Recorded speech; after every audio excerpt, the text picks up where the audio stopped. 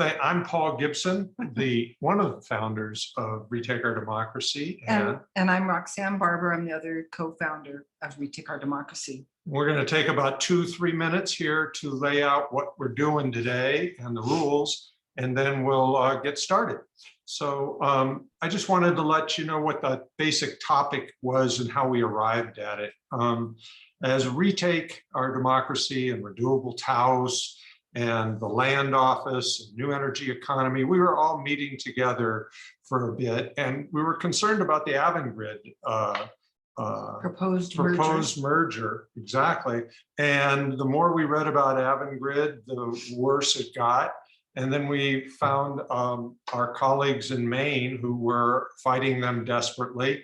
And as we found out more about their battle there, we discovered that they are advancing a legislation to create public power in Maine. And that caused us to start to think, well, maybe that's something we should be considering. And so out of that, we started doing a good deal of research on public power. Our initial intent with this Zoom was to talk about Avangrid and the merger.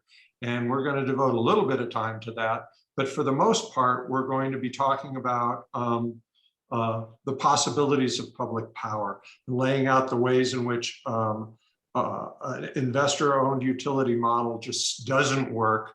And so looking at public power as an alternative. And we expect that there will need to be, in our conversations, we have found that this is something that should be easy, not easy, but very possible to implement from a practical standpoint. But from a political standpoint, it's going to be a heavy lift.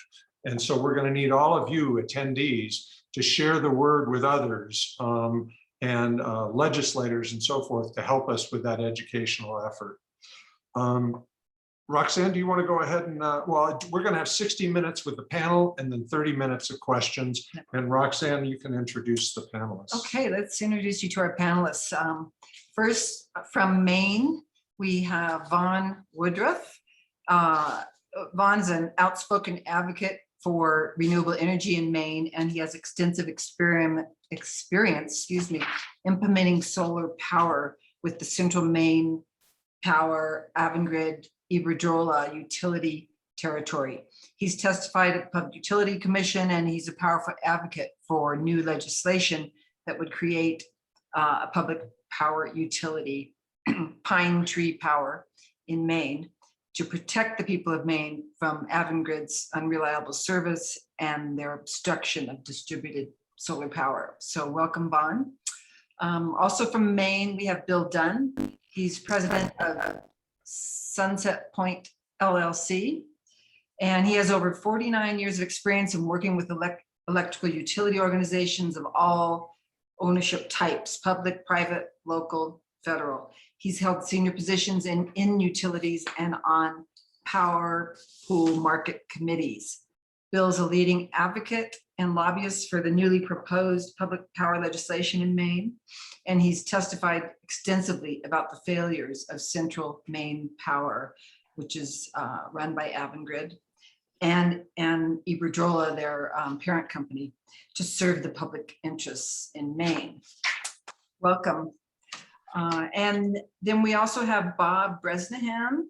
He is a co-founder of Renewable Taos, and he's also a Kit Carson Electric Co-op trustee and a strong advocate for harnessing New Mexico's renewable energy potential by creating a state public utility, accelerating the state's transition to 100% renewable energy use, and enabling the state to generate and transmit energy to other states, creating an immense level of sustainable revenue and hundreds of jobs.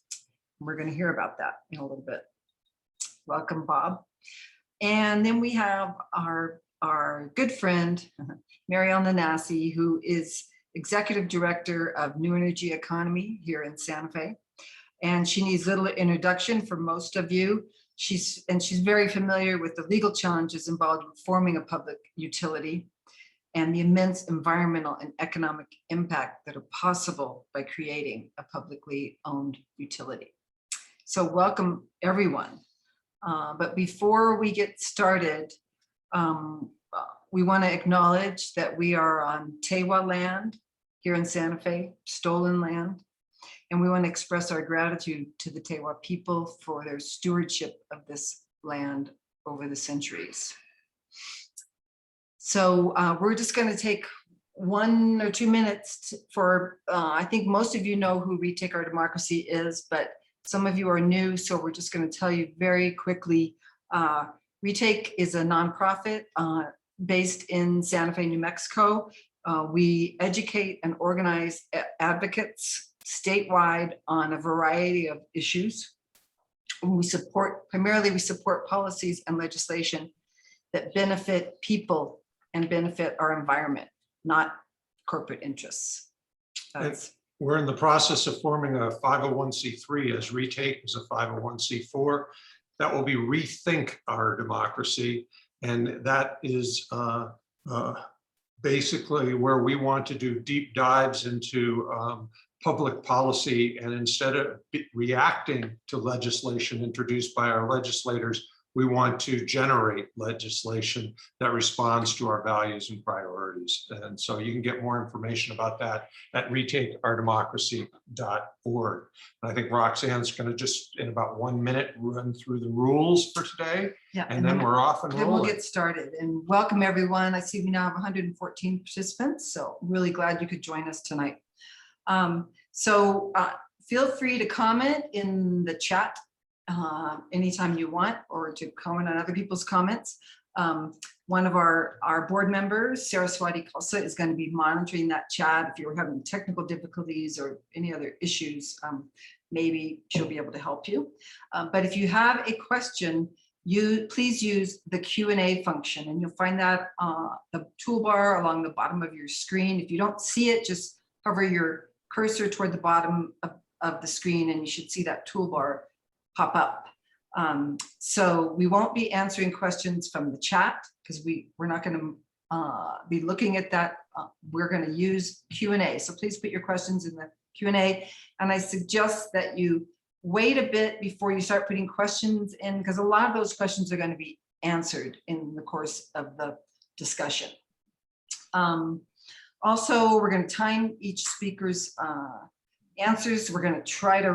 We are going to stay within the time limit. We want to respect everybody's time, and we want to have time for the attendees to ask their questions as well. So we're going to hear from our panelists for the first hour, and then around 7 or so, we'll get to the participants' questions. Okay. We're ready to go, and it's 6:08, so we're 2 minutes under. So we're rocking and rolling. So Roxanne, Okay. Why don't you ask the questions? Yeah, we're going to start with Bill and Vaughn from Maine, and you're still muted, Vaughn, so I don't know if you want to unmute. Can you tell us about Maine's experience with Avangrid? And whenever you want to slide, let us know. You want to kick it off first, Vaughn, and then I'll talk about the data I dug up. Why don't you go ahead and start, Bill, and I'll. Okay. Could you put up the first slide, Paul? I can't tell. Are they seeing it? Hold on 1 second. Sharing screen. It's right there, isn't it? No. Oh, well, you know, A little technical difficulty. Hold on 1 sec. You're sharing the wrong thing. Stop share. I'm giving technical support. Right there, isn't it? Well, I'll talk about what's going to pop up. Yeah, go ahead and When I start. first got involved in the project, they had already been working on some legislation to form a consumer-owned utility in Maine for about 1.5 years. I got involved early last year in January, and we discussed what was going on and where they were with the existing legislation. And I decided to research some real data. And so I went to the JD Power surveys from 2020. They create these surveys in 4 different regions of the US. So I had to go through each region and pluck out the ratings for every utility in every region. And what that showed was, with respect to residential customers, out of 142 utilities, Central Maine Power, CMP, was dead last. And that's the utility that's owned by Avangrid, which is owned by Iberdrola. Our other investor-owned utility in Maine, which is about a third the size or a quarter the size of CMP, is called Versant.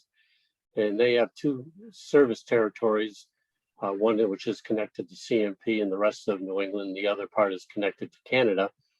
And anyways, they performed a little bit better than CMP. They were only 140th out of 142 utilities. I also looked in the business ratings on the JD Power survey in 2020.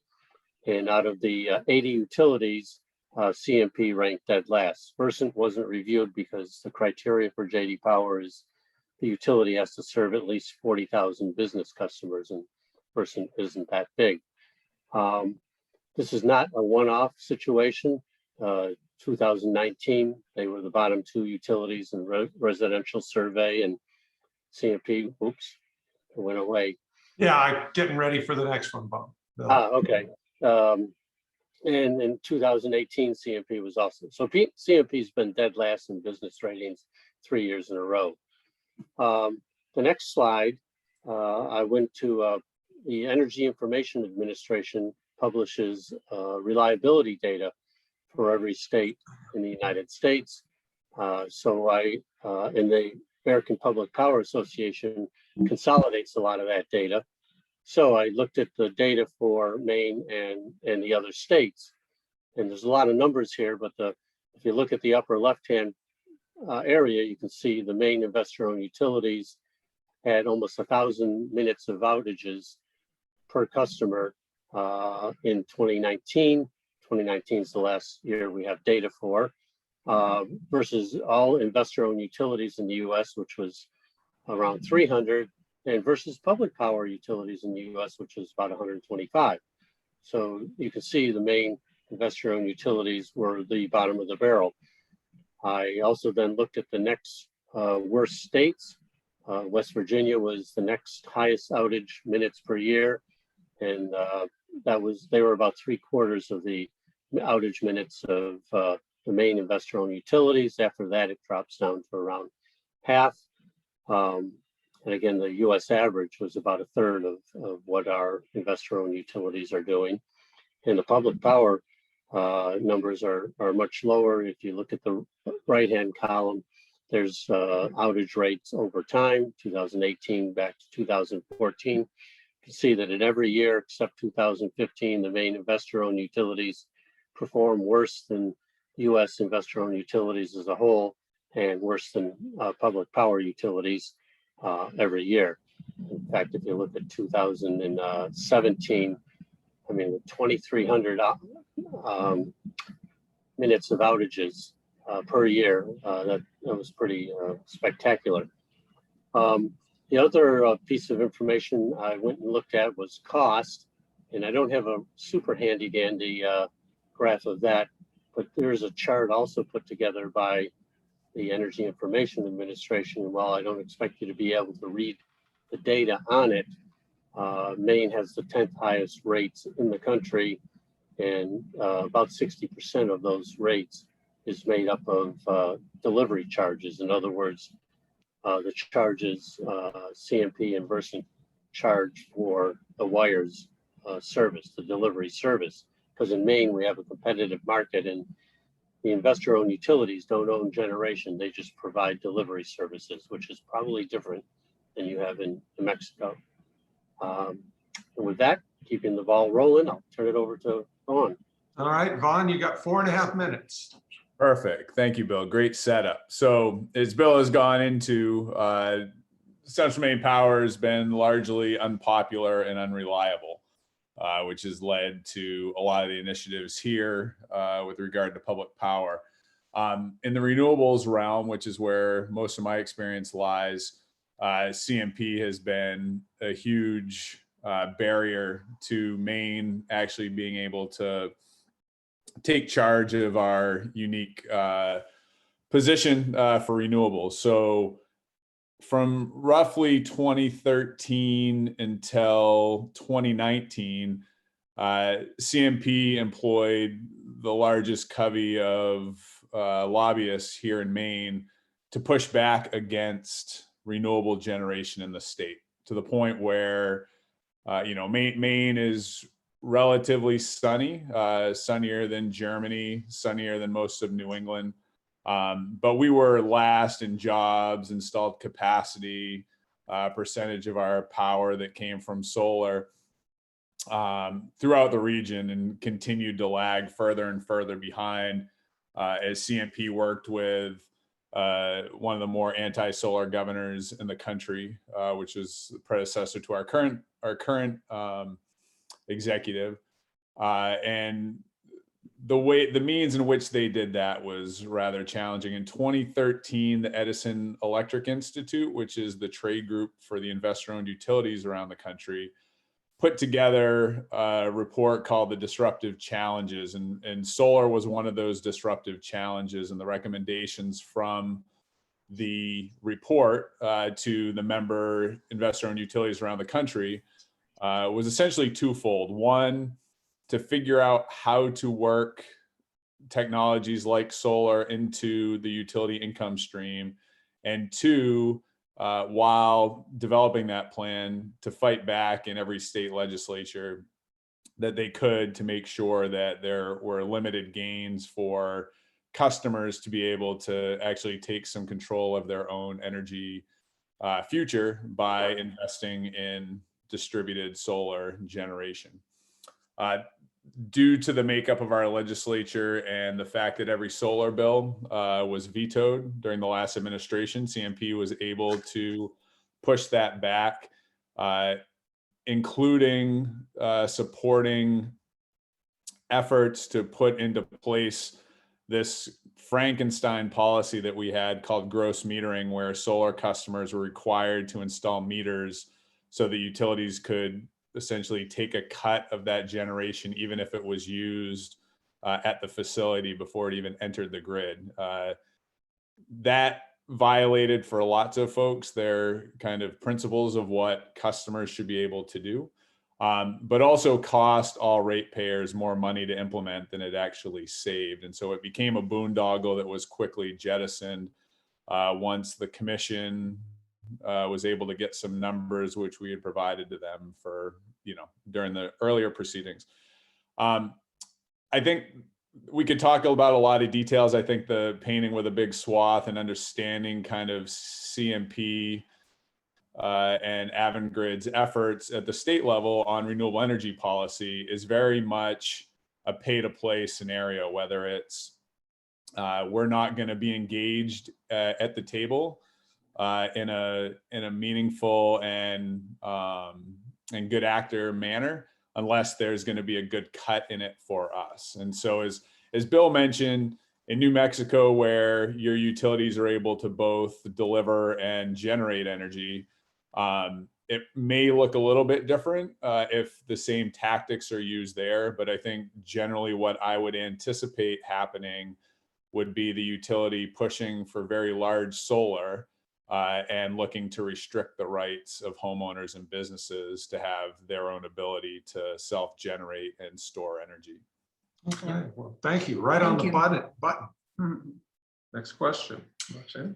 Okay, now we're gonna go to Marielle. Marielle, can you tell us why Avangrid is interested in New Mexico? Is there really that much money to be made as Northern New Mexico's utility provider? So first of all, thank you to our friends from Maine, and thank you to Retake and Bob, and thank you to everybody who's come here to listen and find out about this very important topic. So basically what I want to say is what you have just told us is that customer satisfaction is down. Avangrid has opposed solar. They're the highest outages. And for some people who might not know what that means brownouts and blackouts, the highest residential costs among utility peers. And what my friends from Maine have not shared is that they've also received the highest penalties and for violations and fines for a whole host of things, which I hope will come up later. Why did they go to Maine and why are they coming to New Mexico? They went to Maine for the same reason that they are coming to New Mexico, or they want to come to New Mexico. They didn't go to Maine. Central Maine Power actually and PNM are relatively similar. They're small utilities. And they went to Maine to basically use Maine as a jumping off point to sell to the load center. What's a load center? That's where all the big money is to sell for electricity. And in that case, it was in Massachusetts. Here, what they want to do is they don't want to come here for a little old 512,000 PNM customers. They want to sell, and this is out there in the newspaper, PNM and Avangrid have stated as much, that they want to sell, they want to use this as a jumping off point to sell to the country of Mexico and to California and to Arizona, where the costs are higher. And if you could bring up the first slide, please. So what is this case all about that's pending before the New Mexico Public Regulation Commission? And what I want to tell you all is that there's public comment that is available to all of us to express your views on August 9th. It's going to be held on Zoom at the NMPRC. So I'm just going to go a little legal wonky with you for a second, but I think that you can hang with me. So I believe, and it is New Energy Economy's position, that Avangrid and Iberdrola, their parent company in Spain, is unfit to serve. You heard why from Maine they're unfit to serve. High costs, not a lot of renewables, and you didn't hear, but they had a disastrous billing error that caused them the highest penalty in Maine history, $10 million fine. So what's the legal standard that they have to prove? And that is public interest. Is it in the public interest for Avangrid and Iberdrola to merge with PNM? And the other question that is asked is, does it fairly balance the interests of shareholders, the shareholders of Avangrid and Iberdrola, with ratepayers? Those are the questions that are going to be wrestled with at the PRC. And the other question that they have is, does it meet PRC regulatory requirements? Well, the first and most important one to New Energy Economy is that the merger, Avangrid and Iberdrola, are requiring PNM to sell the Four Corners coal plant to another entity, keep coal burning, and then charge us $300 million. And one of the requirements that the PRC has for a merger is that there be no adverse impact to ratepayers. But this requirement is, is going to cost ratepayers $300 million plus interest every month on their bills for 25 years. So our position is that there is an adverse cost impact because of the Four Corners sale and requirement that we get illegal costs foisted on us. That's number one problem. We also believe that there has to be an adequate rate credit, economic benefits, and a rate freeze. So I'm not going to go into that, but that's one of the things that we also believe that Avangrid and Iberdrola fail on. And then this is a very important one, an independent board. Why is that important? Because that's the industry standard, that's the PRC rules, and we don't want what's good for Avangrid and Iberdrola to control PNM ratepayers in New Mexico. And I believe that our Mainer friends will be talking about how they have experienced that Avangrid and Iberdrola's control has led to deficiencies in Maine. And I want you're halfway through, Marielle. You got 5 more minutes. Perfect. Thank you so much.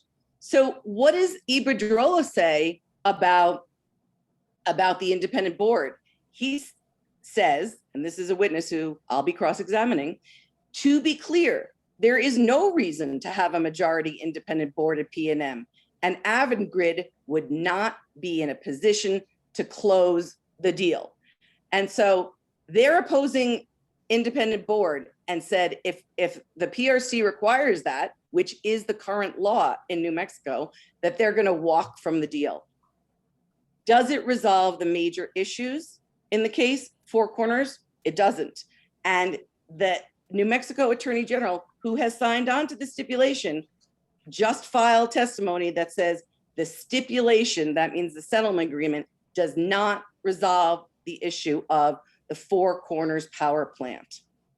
The other thing is that Iberdrola and Avangrid are being investigated in Spain for corruption, bribery, fraud at the top, the CEO and 3 top executive committee members. Next slide, please.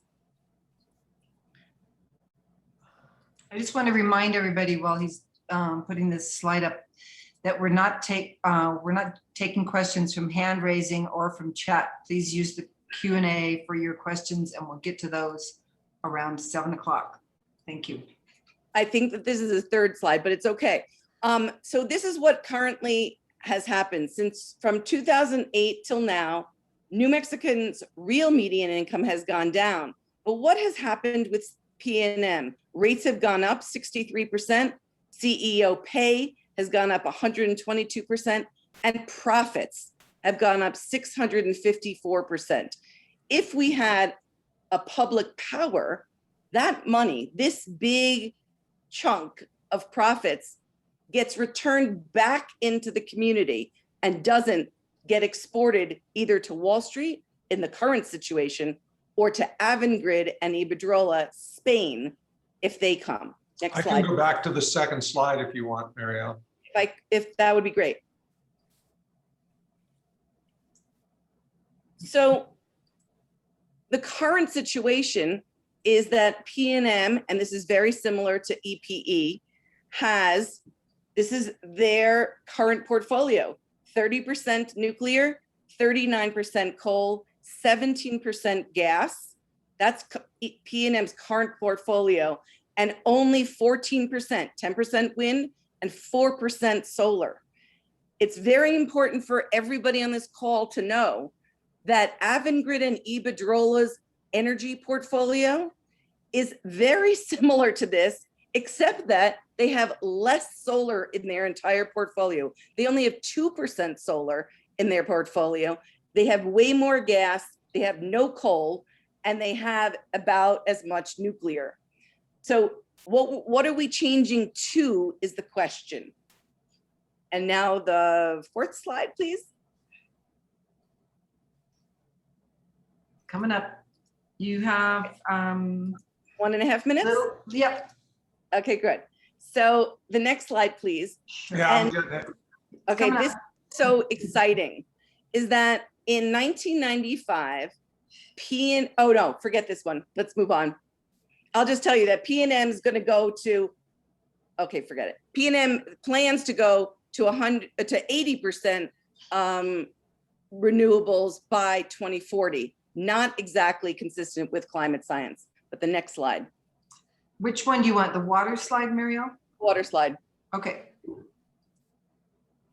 So this is important, and this is about our local competence. PNM used to own the Santa Fe water utility. I don't know if everybody knows that, but in 1995, the city of Santa Fe bought the water utility. Some people say that we would have literally been out of water, bankrupt of water, had PNM continued to own the water utility. The city of Santa Fe bought the utility, and look what happened. We have conservation. We are now down to about half the amount of water usage that we had in 1995 when PNM owned it, and we have other focuses that we can prioritize, and that is resiliency, and that is taking care of people of less means. So this is what we've done since we've owned it. And everybody knows that the population has increased in Santa Fe during that time. And the last slide, please. Well, And can you take just a few seconds to talk about this? So what I think is very exciting is that when the Avangrid Iberdrola merger fails, we have an opportunity. And this is our time to act. And that is to create public power. And this is what we can do with that. Have local governments and tribal entities supply energy that will be 100% renewable. I believe it's possible in 5 years in Santa Fe. Have low-cost energy, and to repurpose the money instead of exporting the money out to Wall Street or Spain, focus on other priorities like reliability, like safety, like security, like rate stability. Could you imagine if we had all solar and wind and storage and flatline rates, and local job creation and reinvestment back into the money that instead of being exported, it could be going to things that other priorities like healthcare and addressing homelessness. So thank you very much. Thank you, Marielle. Okay, I just, in about 30 minutes, yeah, we're gonna start the, audience Q&A. But right now, we're gonna go to Bob Bresnahan. And the question for you, Bob, is please describe Kit Carson's experience developing an electrical co-op and tell us how it demonstrates what we could do as a state. Right. Kit Carson is a rural electric co-op serving 3 north central New Mexico counties. The main component is Taos, which is the highest county in the United States, lower 48 outside of Colorado, has an average elevation of 8,500 feet. Taos County has a long history of clean energy and energy efficient housing. It's home to the oldest solar installer in the United States. From 1980 to 2000, many Taos homes and businesses were powered by solar panels installed off the grid. From 2000, grid-tied solar arrays started to appear on businesses and residences. We built the first large solar array at University of New Mexico Taos around 2008. 3 other large 1 megawatt solar arrays were built by 2015. KCEC, Kit Carson, favored local generation. We like to generate the energy right where it was being used. Renewable Taos was founded in 2013 with a mission of 100% transition to clean energy for all energy uses, including traditional electricity, transportation, and buildings. We've been very busy since our founding. KCEC broke away from Tri-State Transmission and Generation in 2016. This was a big moment for us because Tri-State, which was our main energy supplier, limited us to 5% local generation. We launched our solar expansion in 2017 at Kit Carson with the aim of becoming 100% daytime solar by 2022. Currently, we're around 56% daytime solar. 100% daytime is the first structural milestone in the transition to 100% clean energy. It means that you're producing more than you are using during the daytime, so you have to start storing energy in batteries or produce large excesses in order to sell them to other areas. 21 megawatts of solar are currently under construction at Kit Carson. The project includes 30 megawatt hours of battery storage provided by Tesla. Upon completion, Kit Carson will meet its goal of 100% daytime solar. That will represent between 35 and 40% of our total electricity needs. Okay, and maybe 10 to 15% of our total energy needs when you take into account home and building heating and transportation.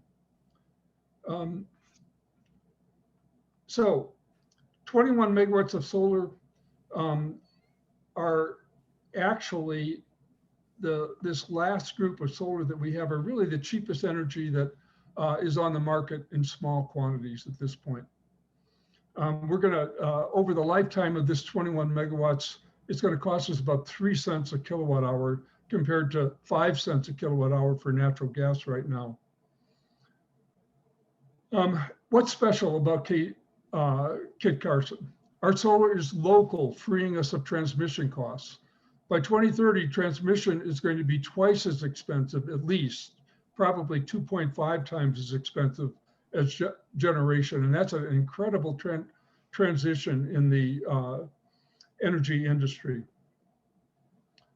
The transmission line that currently brings us energy generated by coal plants and natural gas plants will, by the time we finish this next group project, be empty during the daytime, because there'll be no energy coming in. We'll be producing it all locally. We'd like to be able to build large-scale solar arrays that will send energy out and export it to other parts of the country and make use of that transition resource in that way. So this thing that we have done is special in a lot of ways.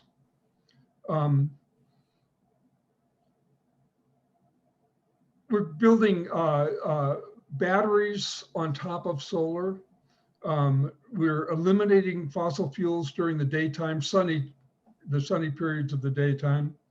And most of the benefits from all of this development have been local, including jobs, tax revenues, and the benefits, the health benefits of clean energy.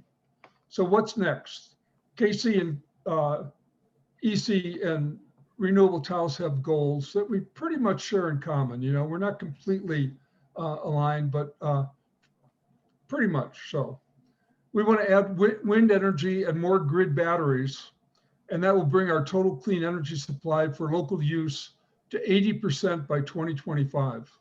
Adding solar for export will bring us beyond 100% in the near future. I think 26, 27, something like that. We aim to reach 100% clean energy from solar, wind, and batteries by 2030. We support launching an aggressive EV support program, including transitioning the local fleets to 100% EVs. Kit Carson has put money down on Cybertrucks, 3 of them, and we want to provide fleet services to other parts of the grid. We aim to we support launching an aggressive EV support program, including transitioning homes to all electric homes. We want to get rid of propane and natural gas. We want to upgrade building codes and retrofit the existing housing stock with energy efficient envelopes and electric heating and cooling. You know, we have this nice combination between Renewable Taos and Kit Carson. Kit Carson is primarily run by conservative board members, but they see the value to our local community in generating energy locally and in exporting it to other parts of the country. We want to gain access to the transmission grid in order to facilitate the development of solar energy for export.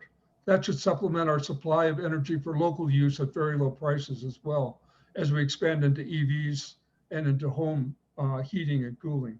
We want to expand battery storage to support a complete transition to clean energy by 2030. Any distribution area in New Mexico can follow our example. What's more, they can secure even greater cost savings than we're experiencing simply by learning from what we have done, learning from the mistakes that we've made and doing things a little bit better. That should be pretty easy, actually. Local solar, local imported wind, batteries, and solar for export can be done anywhere in New Mexico. And that's the model that we should be looking for. Well, thank you very much, Bob. I think that was most instructive. And you did it in 8 minutes, so we're right back on time. Not even 8. Yeah. Okay. I'm so proud of myself. Good job. Yeah, we'll have more time for questions at the end, which we will start in about 20 minutes. Okay, now we're going to go back to Bill and Vaughn and ask you to describe the process that you're going through to create a public power company or public power utility in Maine. and also tell us about some of the misleading and misinformation, the campaign that you've been facing. Sure. I can start just kind of on the little bit of the trajectory. Does that sound good, Bill? Then you want to pull. So you can leave the slides for a bit and pull those up for Bill. Yeah. Those are not the slides I'm going to want. Okay. So the back history of this is around the time of the major billing issues, which were 3 to 4 years ago, really sparked kind of a more mainstream conversation about shifting to a consumer-owned utility versus our current investor-owned utility model.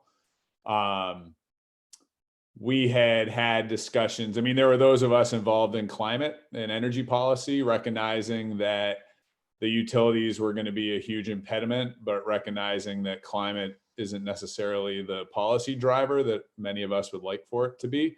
Put that on hold. But the populist uprising that happened after the billing errors, and most of it wasn't really about, I mean, some of it was the billing errors, but I would say CMP created the secondary conflict, which was the arrogance and denial publicly, where the CEO would come out and basically say there are no systemic problems with the billing system, while their technical staff was dealing with the systemic issues that actually existed. Gordon Weil, who is a former public advocate here in the state of Maine, wrote an op-ed around that time, which I think really kicked off a more thorough discussion about whether a consumer-owned utility would serve our aims better with reliability, with customer service, with renewables integration.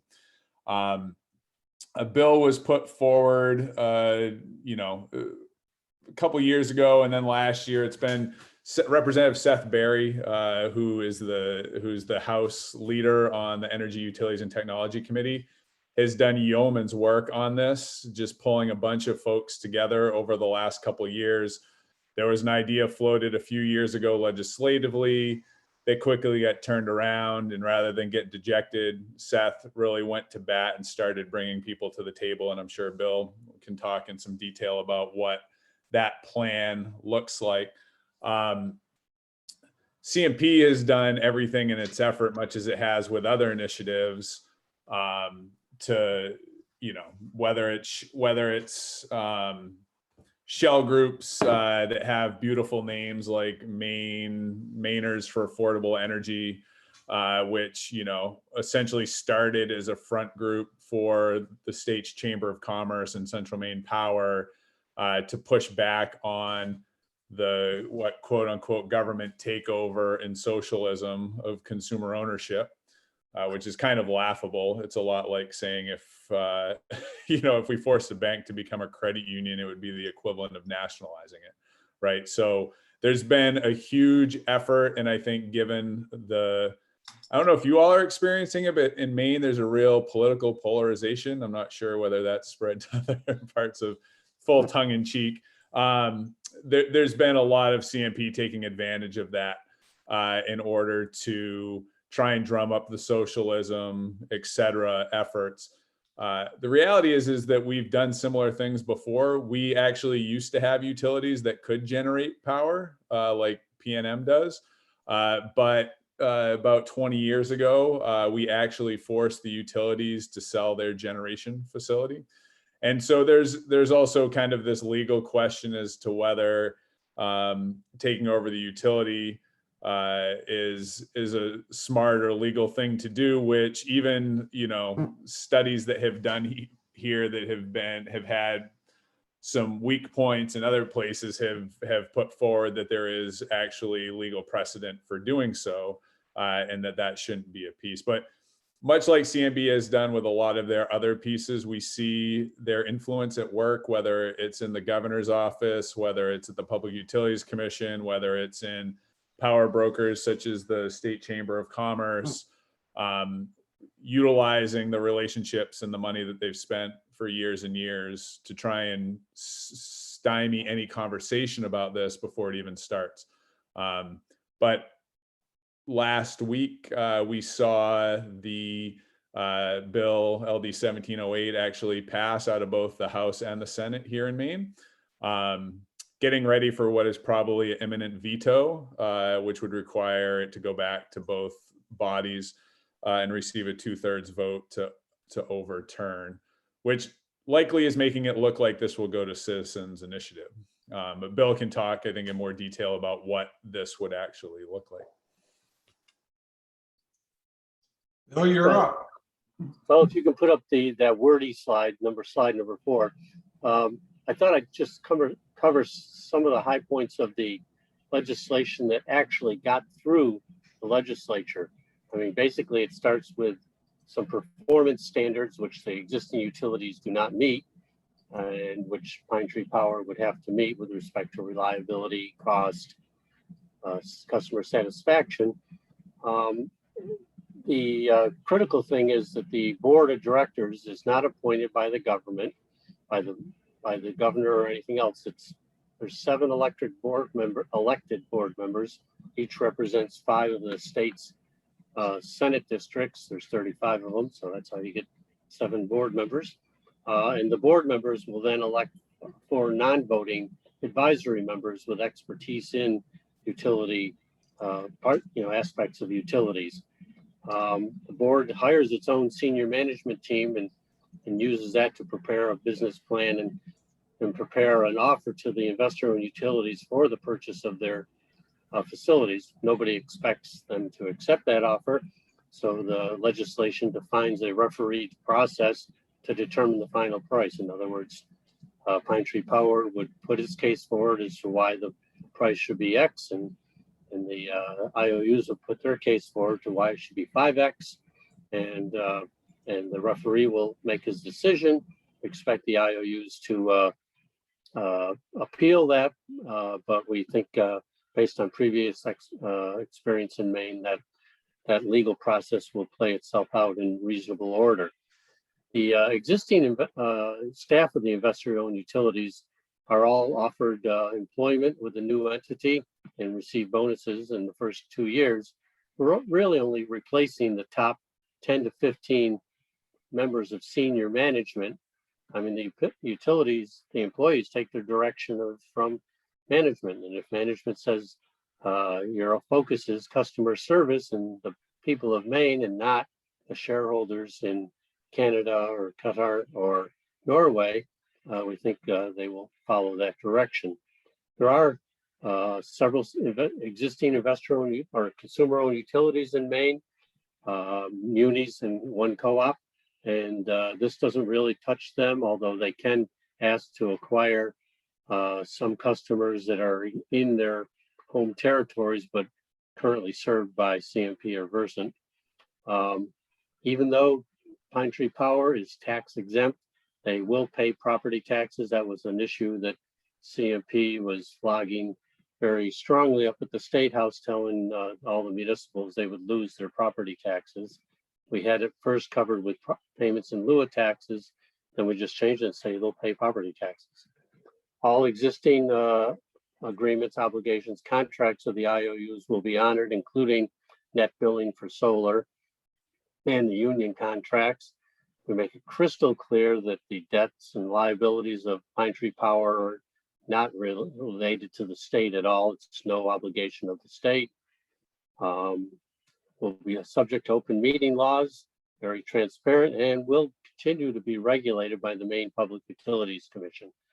So those are the kind of issues we covered in the legislation. And one thing we haven't talked about yet, and if you go to the last slide, Paul, we think this is going to be really economic for the customers of Maine. Not only will hopefully reliability go up, hopefully customer service will go up, but the customers of Maine will save $9 billion over 9 years or 30 years. Even the consultant hired by the PUC to look at this came up with net savings from going to a consumer-owned utility. Once our economists looked it over and found a few errors in their modeling, like not giving credit for cash that accrued in an account, the savings went up to $9 billion. And in Maine, $9 billion is a lot of money. It's probably even a lot of money in New Mexico. So I think I've used up our time, and You got 30 seconds more if you want to say something else. it's been a heck of a process. It's been a heck of a process for, it was people like Vaughn and myself, unpaid volunteers up at the State House, going up against the fancy lobbyists of CMP and their $2,000 suits and $600 an hour rates. And by being there, by talking with the legislatures, we pulled it off. Nobody gave us much chance a year and a half ago. Well, it's a lesson to us here in New Mexico. So thanks for that inspiring word. You got one more question to ask. Okay. This, we're going to go back to Marielle and Bob. And we only have about 5 minutes. So just take a couple minutes each. Please describe how the state of New Mexico would benefit from public power, and what are the steps that we need to take to advance the work? Marielle, I can cover the steps at the end if you don't have time. Okay, I can just go first really quickly and in a minute. The benefits are 100% renewables, lesser cost, stabilized rates, and repurpose the profits back from the money that we are going to save from $5 million. The two highest paid people in New Mexico is PNM CEO at $5 million, EPE's CEO at $4 million. So it's not only senior management pay. Oh, probably our public utility manager might make, I don't know, $250,000 and live really well. And You applying for the job, Marielle? yeah, I would apply for the job. But the other thing is, so not only we save money from senior management pay, but we also save money because PNM and El Paso Electric get a guaranteed return on equity. You don't have to worry about it, but they make a 10% profit on all their assets. Just that, just if we saved just that and did everything the same as PNM, which we would never do everything the same as PNM, because we would have low cost solar and wind, and we would have battery storage, which is now the cheapest. And so that's saving the bill with cheapest resources available. And the savings that Bill would see in Maine, that are going to see in Maine, is what we could receive here. And that's the money that even if we just stabilize rates from now on, could you imagine if they never went up? Even just that, we could take that money and use it for so much more, for all these other things that we need in New Mexico. And we could have a positive revenue stream and not depend as much on oil and gas revenue and other bad things. So that's it. Okay, you want to Thank finish you. it off there? Bill? I mean, Yeah. I'm sorry, Bob. You're You got to You're unmute muted. yourself, Bob. The problem with investor-owned utilities is that they have a disincentive to adopt cheaper energy. You know, they earn 10% on their equity investments. And if the price of generation is falling dramatically, very dramatically, the way solar and wind and batteries are falling, it means that the amount of investment is actually going to decrease. Now the rates, they're guaranteed a rate of about 10% profit on their investment, but the total investment is going to decrease dramatically, which means that their rates will decrease dramatically. They're incentivized against cheap energy.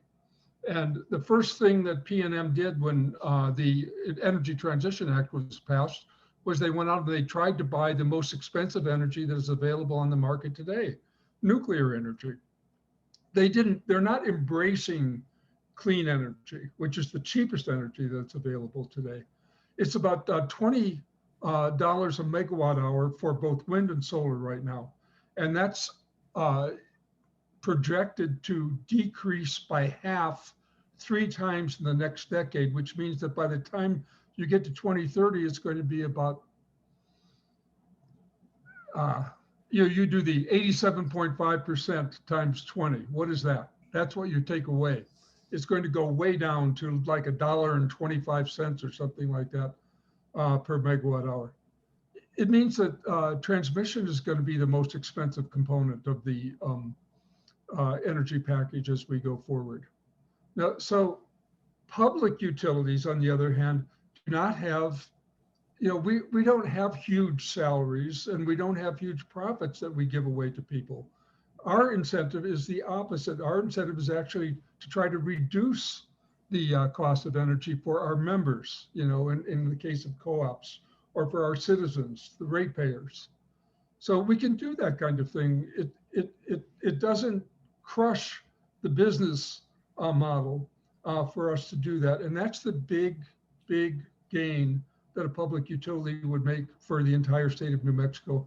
It would also mean that we would move very rapidly toward clean energy. And in the world of climate change that we live in today, the more rapidly we move toward clean energy, the better off it is for every single person on the planet. Okay, thank you. Thank you. So I think we've got a few minutes left before we get to the Q&A.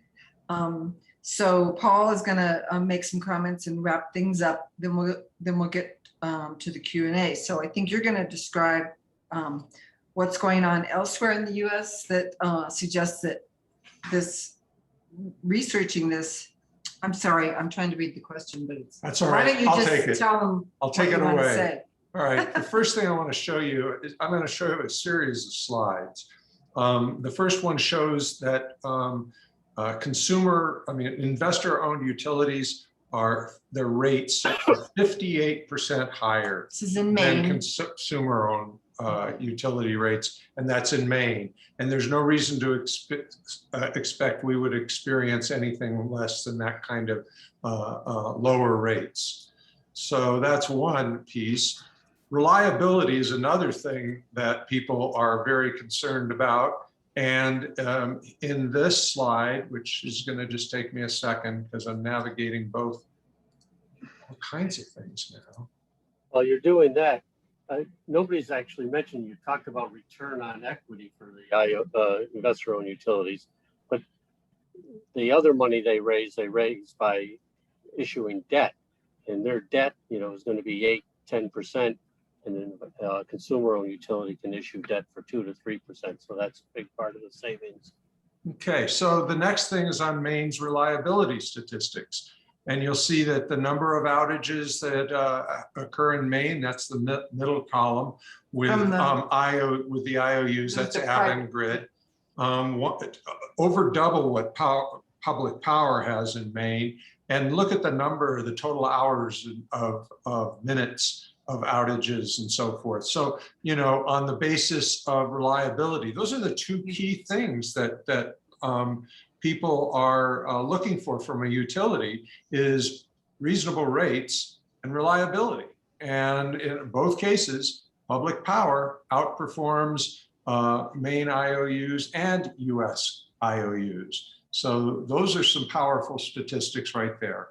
And then the next thing I want to point out is that customer satisfaction, and this is a staggering slide. Where is it? That's it. That's it. Okay. The first slide shows you, and it's not important what the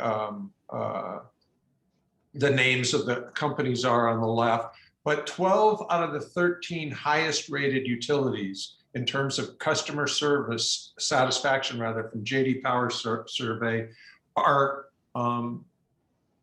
publicly owned utilities, and only 1 out of the 13 is an IOU. And then the next slide would be customer satisfaction again. This is showing you the other end of the scale. I think we looked at this earlier. Yeah, we did, but we didn't see the degree to which there's Central Maine Power, that's Avangrid, and 13 of the 14 lowest rated utilities are industry operated utilities. Only one is a public utility. And so, you know, customers satisfaction is really an important measure because it indicates, you know, how well they're being served. And, you know, we've heard about how the public power in Maine has, you know, bad billing processes, all kinds of problems. And go ahead, Roxanne. Yeah, okay, he's going to just show you a couple more things. Just real quick.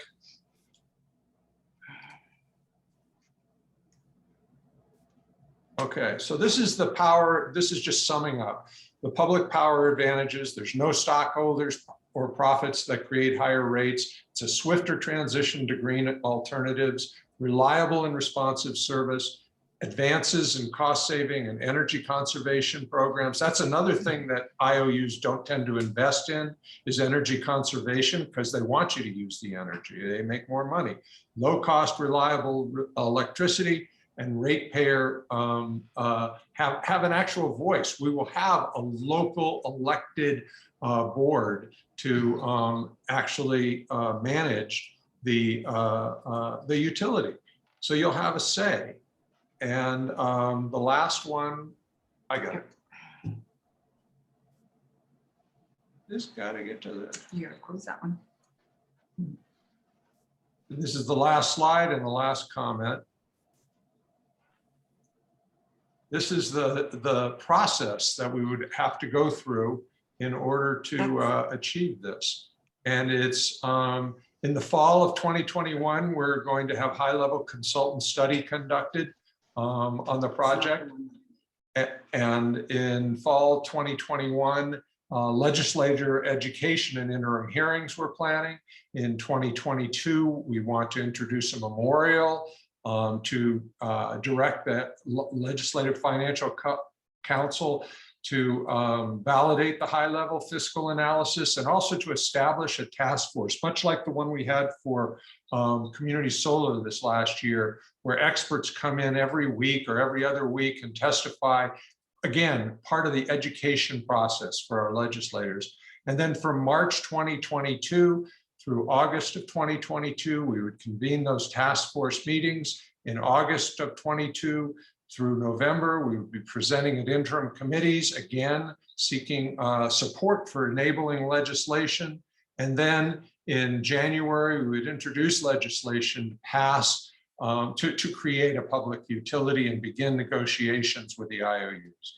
So that's the way we have it laid out. You know, it's not going to probably go as smoothly as we've laid it out here. It's tough stuff, as our friends from Maine have indicated, but that's our presentation. And now we're ready to go for questions and answers. And I want to just thank all our panelists. Yeah, thank you very much. And I want to say to you, if you want to take a look at the Q&A, Paul and I are looking at them too. Some of the questions may have been answered. We're not necessarily going to take them in the order they were submitted. But if there's a question that one of you sees that you'd really like to answer, excuse me, please speak up. Well, somebody's asking for contact information for participants. I'm assuming she means panelists. So if any of you would like to put in a website or an email for people, please put that in the chat. So that answers that one. Do you see anything, Paul, that you want to? I'm not sure what continues to drive ROR regulation. How can renewables change the concept of natural monopoly? That's from Brian Harris. I'm not sure what ROR is. I think Marielle's nodding her head. You want to answer that, Marielle?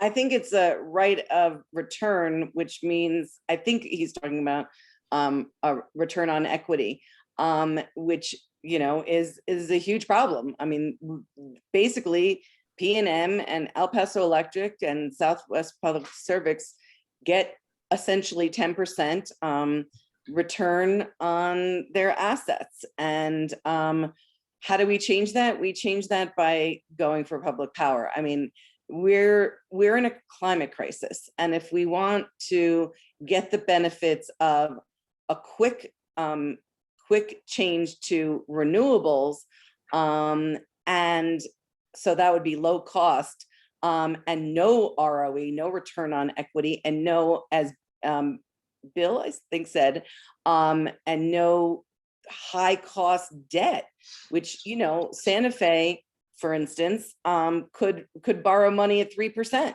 and to purchase its own solar development. So, I mean, we would win in every single way, I believe, and it's about taking back our power.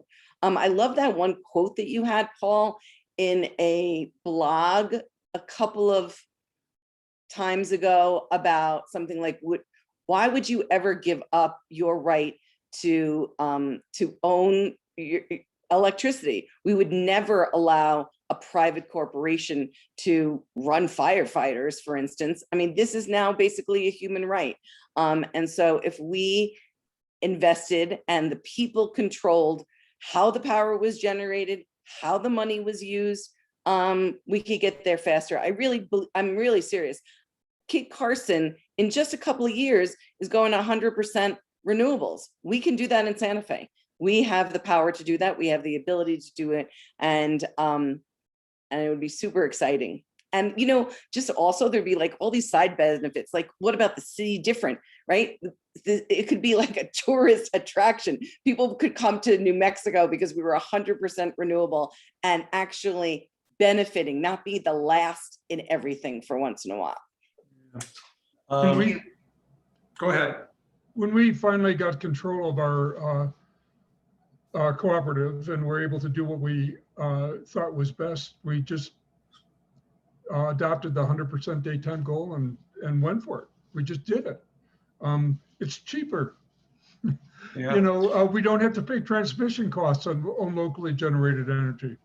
It leads to local economic development. It gives people jobs. It gives us a future where we can actually start exporting energy to other parts of the country. So that all of those arguments work for New Mexico as a whole. You know, the scale is what the problem is going to be, because it's going to be so damn big, and we have to do it so quickly that marshaling all the resources is going to be difficult. But we can get federal government help with that. So it can lead to a tremendously positive transition in our society on all kinds of different fronts. Health, public health, for example, that's something that nobody ever talks about. But automobile exhaust makes people sick, makes children sick. You know, puts people in the hospital. 60, 80,000 people die every year from respiratory illnesses in the United States. That would go away if we can make 100% transition, and we can. It's doable, and we should be doing it right now. And these guys are going to slow walk it all the way. They are not going to do it because it cuts into their salaries and it cuts into their profits. Okay, so next question, is PNM open to being bought out by the people of New Mexico like they are by Avangrid? Does their openness even matter? Is legislation needed to expedite public power in regard to regards to, And this is David Esdell who's asking this question. yes.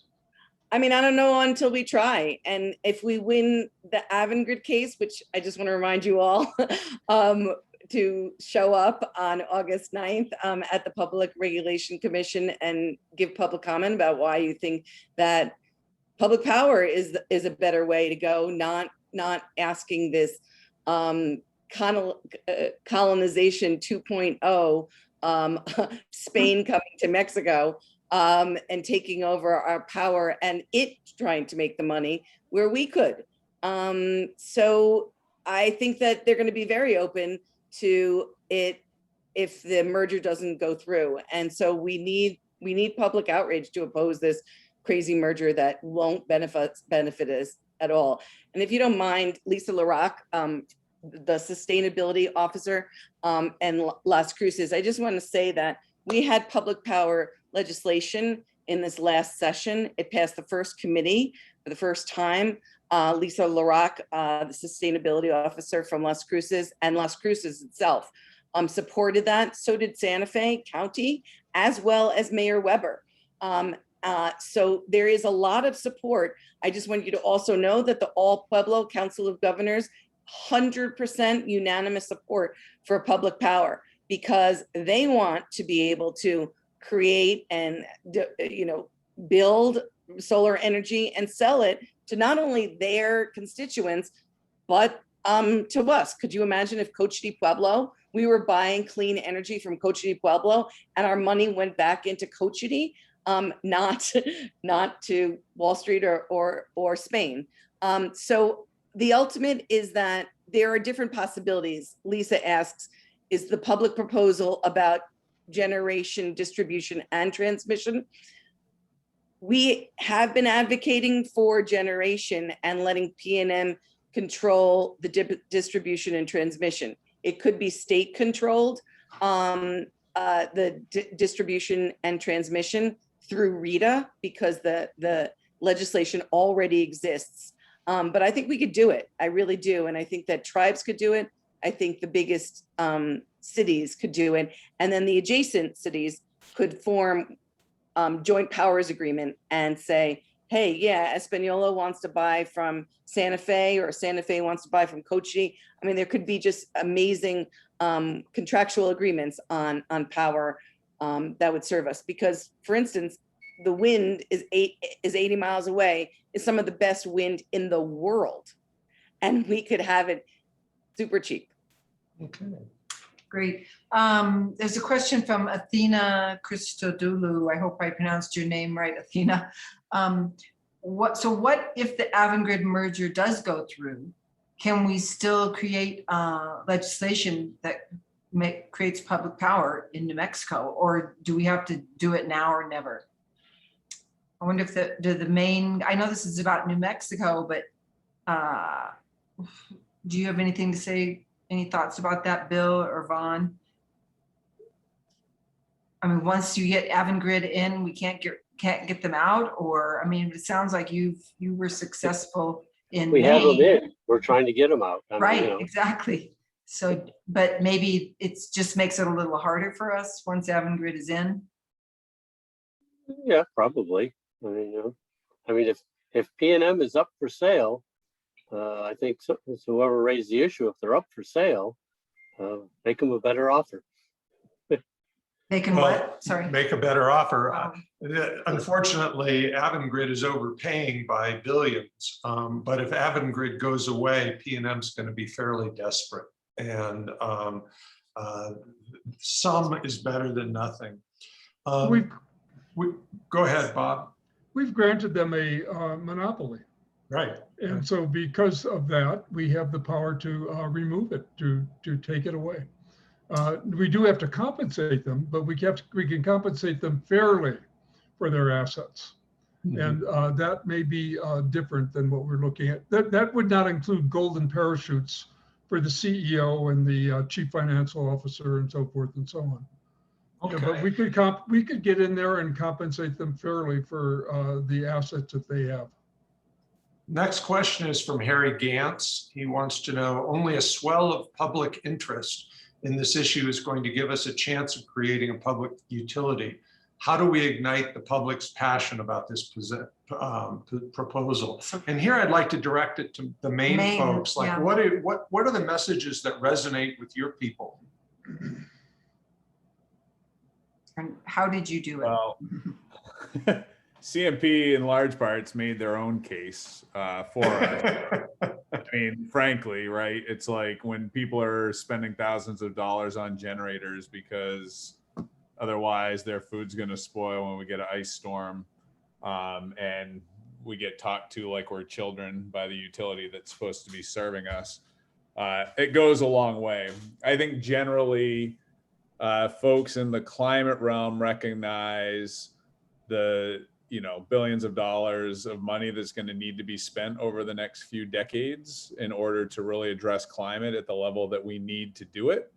And there's a practical standpoint there of why, if we're sitting at a table over the next few decades making these investments, why would we have someone sitting here at the table that says nothing, that peels off, a significant amount of the money from it, which are the investors who have no stake in it except for, that they've invested in that company. So I think there's a practical piece there, but I think generally, keep in mind that utilities, when you look at companies across the board, when it comes to like how their customers perceive them, utilities, even the best utilities, score low. And so it's just a matter of keeping an eye on that, and it's an easy piece to tap. I think there's an importance to not let populism run awry, and to make sure that it's done in an effective manner. Okay. You wouldn't believe how many backyard generators there are in Maine. I mean, back in the 90s, I worked in India, and I always thought it was amazing how every business and everything had a generator because their electric supply was so unreliable. Then in the late 90s, I moved to Maine. Well, and somewhere like Maine, you can't, you're in trouble if your electricity goes out. I mean, in a lot of places, but I don't know, I guess you can use your wood burning stoves, right, to stay warm. There's a question from Julia Brown from Las Cruces, that's down southern New Mexico. So in southern New Mexico, they're served by El Paso Electric, which she says parenthetically, which has a whole other set of problems. Will PNM's efforts concerning this ultimately have an impact on southern New Mexico? Marielle's nodding. I would think so. Bob or Marielle? Yeah, I think that the basic logic is that with prices falling dramatically in energy, the investor-owned utilities are incentivized to slow down the introduction of cheap energy, which means to slow down the transition to clean energy, which means to accelerate climate change, and which means to keep our rates as high as possible. That's the logic of the situation, and there is no easy way for them to introduce solar and wind and batteries without undermining their profit position. So that means that the executives are going to be fighting it every inch of the way, and that I don't care whether it's El Paso Electric or PNM or PG&E. They skimp on providing vegetation management, so our forests burn, so they can have higher profits and higher salaries. So we need public utilities to step in. At our little tiny co-op, we spend an enormous amount of money on vegetation management. We're clearing our lines all the time, and we are not causing fires. PG&E in California caused thousands, tens of thousands of fires. There's some places where private ownership doesn't translate to efficiency and effectiveness. Right. And I think in electric utilities, that's one of them right now. Right. Well, I just wanted to add to that response in that, part of what the steering group is working on right now is the strategy. What do we want to get passed by the legislature? And it could be to obtain PNM, and it could be to obtain PNM, EPE, and Excel. And so that's going to be part of what we're working on over the next year. How about another question from Dan Pritchard? We have to give Dan a question because we're staying at his house tomorrow night. In Taos. So Dan's question is, we have huge potential solar and wind energy generation, but limits to transmission. It takes time to design, fund, build transmission. How is the design for PTP? How is the transmission? How is the transmission for PTP? Where is the source and type of generation for PTP? And that is the main initiative. Vaughn or Bill? Well, the Maine is part of the New England grid, which is part of what's known as ISO New England, and the Yeah. utilities are called the New England Power Pool. We have a centralized market there. You don't have a centralized market in the Southwest. I worked out there trying to set up one. It's called Desert Star originally, and then it was called West Connect, and then the whole thing fell apart. So it's a different environment. CMP and Versant are only transmission companies, delivery companies. The generation, the energy is produced by generators all over New England, and the owners of that generation have retail operations that sell, in some cases, directly to customers, and in most of Maine, for the residential customers, they sell by responding to an RFP issued by the Public Utilities Commission for standard offer service. And so it's a very different market, a different environment than you've got. Okay. Okay, I see Paul Stokes's hand raised. Paul, if you want to put your question in the Q&A, we can maybe get to it. Yeah. But we can't without that. So, All right. Have Roxanne? any of the panelists seen a question that they want to answer? If not, we'll continue scanning them and Well, I think that there's a political question that's tough that we need to address, and that is this anonymous attendee from Farmington. This very much relies on democracy, and it. wait, what was which question are we looking at? Sorry. Mariel? Okay, sorry about that. What it said, what it says here is, I can't reconcile what you all are saying about a swift transition to renewables with a local government-owned utility.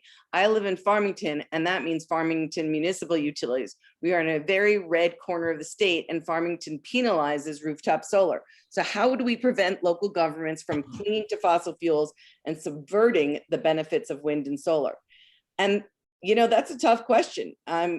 All I can say is, yeah, that's why I live in Santa Fe, because I'd go there and I would go in and I'd get all my friends and say, we're showing up at city council and telling the city council in Santa Fe, we want 100% renewables. And in fact, I believe that in Las Cruces and Albuquerque and Santa Fe, the biggest users in our state, they'd all be happy to go to 100% renewables because solar and wind are the cheapest, and El Paso Electric has no wind on its system, zero. And just like what Bob said, the reason they have no wind is because they'd rather have gas and charge customers more. And we just have to have public values, not in the red part of the state. And I don't know what to say about that. I mean, yeah, they are Farmington. I will say that Farmington has reliable electricity, and I will say that it's cheap electricity. However, it's dirty electricity, and they do crazy, cray, like the whole Enchant Energy stuff, which So is pointless. let's But hear it's from about Vaughn. democracy. It's about energy democracy. Vaughn, you waving your So- hand. Yeah, totally. So Farmington may be a different beast depending upon what the energy sources are that are close by. I would really encourage folks that what we've seen in Maine and across the country is that renewables aren't really a partisan issue, especially as we've seen the costs come down. I mean, there may be pockets where it is. I think it's important, to Mariel's point, that democracy matters and active participation matters. We see a lot of utilities, when a new technology comes in, not feel like they have the expertise to deal with it, or be reluctant to it because it's change. Our consumer owned on their own in rural conservative parts of the state have invested in solar, not necessarily at the rooftop level, but definitely at the system level.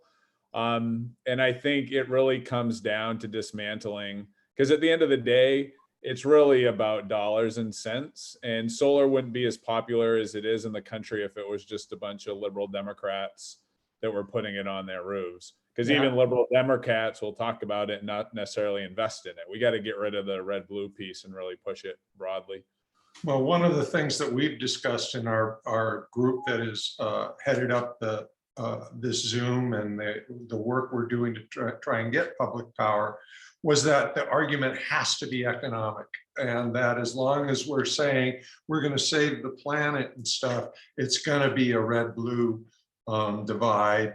And but if we can show rural New Mexico that they could have much lower rates and also start having a lot of jobs from wind and solar arrays that are being built there. And I know Jay Levine, who's also part of our group, had said, if we're generating a ton of wind through wind arrays, we may very well be able to recruit a producer of those turbines to come to New Mexico and produce them here, and that'd be more jobs. So all of these things come together. Got a question here from Steffi Weisberg. Yeah, and I think it's related to a few other questions. So I'll see if I can sort of connect them. A couple people are asking, does it really need to be statewide, or should we do, small community, municipal, like Kit Carson? And then related to Steffi's question, some of these she says some of the electric co-ops in New Mexico are terrible. So how do we keep that from happening here? So I think I'm on an extreme end. I think it should be statewide because I think we need to make the transition as rapidly as possible. And I think that the large utility could do that. That's one major reason. The other reason is that I think the large utility could facilitate export of energy to other parts of the country. And I think that is really critical for the economic health of New Mexico. We need to be an exporter. We have the best combination of solar and wind resources of any state in the country. And we should be delivering that energy into the gaps on the East Coast and the West Coast. The National Renewable Energy Lab has a program that they have that was suppressed by the Trump administration, but is coming back now, which would link up the interconnects, the Eastern and Western interconnect. And we could be providing solar energy to the parts of the country like Cleveland, which has 100 sunny days a year instead of 300. So a statewide public utility would not necessarily eliminate a municipal utility like Kit Carson, right? They would coexist. They would coexist. No, they could, or the municipal might want to opt in. It should be open. Right. And I just we're getting close to the end, so I want to kind of bring this to a close. First by thanking Bill and Vaughn. It's 10 o'clock at night there. Well, 9:30. It comes 9:30. And really appreciate your input and your help with thinking this through. Marielle and Bob, thank you for your participation in this. And I just close with this thought. We have this immense resource. Why would we want to hand it over to Avangrid so they can extract profits from here and take them to Spain when they can be our profits? This is a huge mega corporation, international corporation, and they want to come to New Mexico for a reason. They can make a boatload of money. Well, that boatload should stay here, not be shipped, shipped to Spain. And so that's the goal. Is it going to be a heavy lift? It's going to be a heavy lift politically. And so all of our attendees, please stay tuned with Retake and New Energy Economy and Renewable Taos. We'll be broadcasting information about next steps, and we'll probably be having more of these Zooms to discuss this in more detail. So right, and stay you can tuned. get, if you have friends who would like to watch this, the recording will be on our website at retakeourdemocracy.org, probably by tonight, or tomorrow. let's say tomorrow, because Say. Paul probably wants to have a glass of wine and then relax. Yeah. And other resources. And if you don't get the Retake blog, you can go to retakeourdemocracy.org and sign up for that and get regular updates. Yeah, we'll put up in the menu bar a thing for public power, and Okay. it'll have, we just started developing this. It's a list of articles and research pieces on public power. I think that the thing that people really have to understand is that public power is not some kind of esoteric, impossible dream. There are thousands of public power municipalities in the United In States that 49 states, I in think, 49 states that do very well. And one of the things that we wrote about today in today's blog is that politicians tend to be really timid, and they don't want to try bold ideas. They, you know, whether it's Medicare for all, relieving student debt, it doesn't matter. If it's a bridge, it's a bridge too far for so many of these politicians. And so we have to lead and push our leaders to lead. So with that, Roxanne, do you have a closing thought? I just want to thank everybody again. Thank all the panelists for being here and sharing all your knowledge. And thank you to all of our attendees for joining us tonight. And if you have questions or about this or about our website or anything, you can email us. And that email is retakeresponse@gmail.com. So Okay. we'd love to hear from you. Signing Thank you, off. everybody. Thank you, Vaughn, Bill, Mary Ellen, and Bob. Have a nice evening. Okay, bye-bye. Thank you. Bye-bye.